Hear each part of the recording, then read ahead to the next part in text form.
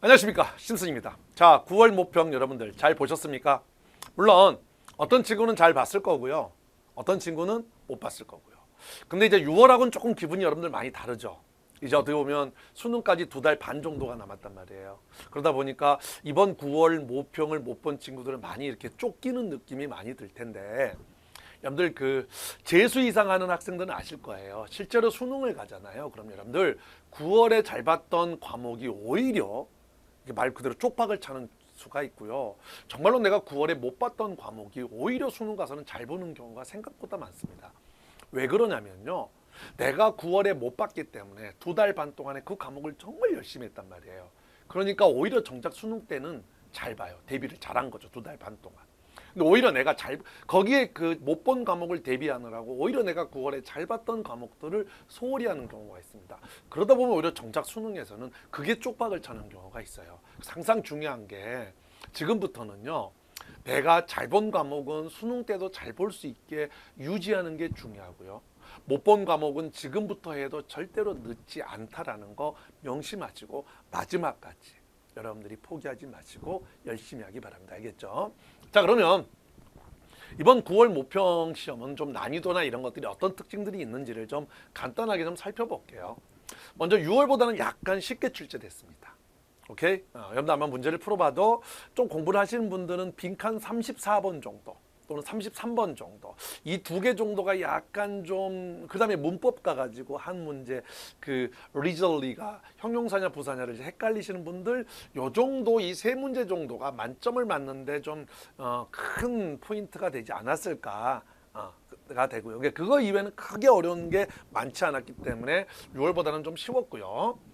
EBS는 뭐 할 말이 없는 게 2016년과 거의 동일하게 연계가 됐습니다. 잠깐 좀 이렇게 출제별로 한번 잠깐 보시면 특이한 게 제목에서 3점짜리가 하나 나왔어요. 그 부분은 조금 독해가 좀 어려울 수 있었고요. 그 다음에 연결사는 2016년에 이어서도 계속 지금 6월 교평에도 안 나오고 9월 교평에도 안 나왔는데, 잘못된 좀 뭐냐면 이 연결사가 오히려 장문에서 나왔어요. 오케이, 그래서 조금 더 설명을 드리고요. 자, 빈칸은 똑같습니다. 2016년 수능처럼 4문제가 나왔는데 특히 34번 문제가 하나의 킬러 문제라고 우리가 할 수 있을 정도로 상당히 어려운 문제였고요. 자, 장문에서는 3개짜리 있죠. 3개짜리가 약간 유형이 변했죠.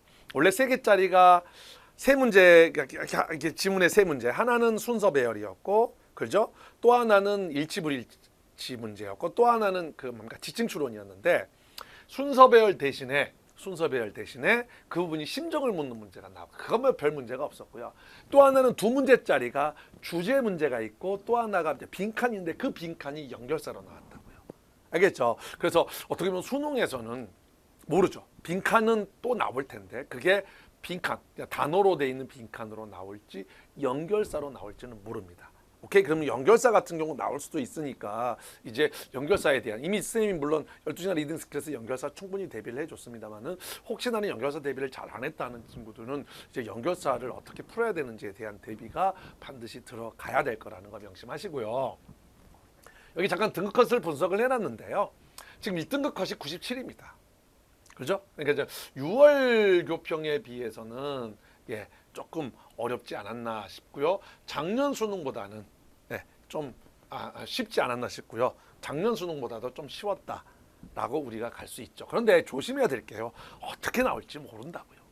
여기 참고로 나왔습니다. 작년 9월 모평이요, 1등급 컷이 100점이었습니다. 근데 정작 수능은요 94였잖아요. 그렇죠? 그러니까 이런 거를 따져본다면 사실 우리가 모평이라는 거는 그 출제의 방향성을 따져야지, 난이도는 사실 그렇게 믿을 게 못 된다라는 게 여러분들 좀 참고를 하시고 보셨으면 좋겠어요. 오케이? 자, 이거 보도록 하시고, 그래서 좀 쉬웠다라는 거. EBS 연계는 독해에서 작년과 똑같죠. 직접 연계는 8문제가 됐고요.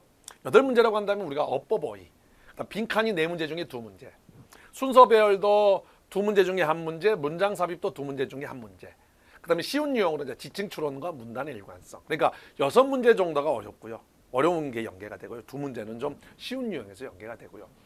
간접 연계는 제가 많이 이야기했습니다만 크게 10문제가 출제된다고 하지만 크게 뭐 문제를 EBS를 아무리 열심히 한다고 해도 크게 도움이 되지는 않고, 다만 이 키워드들만 좀 잘 정리를 하신다고 한다면 그런 부분에서 도움이 된다고 그랬죠. 그래서 어쨌든 EBS는 8문제가 연계가 됐다라고 생각을 하시면 되고요.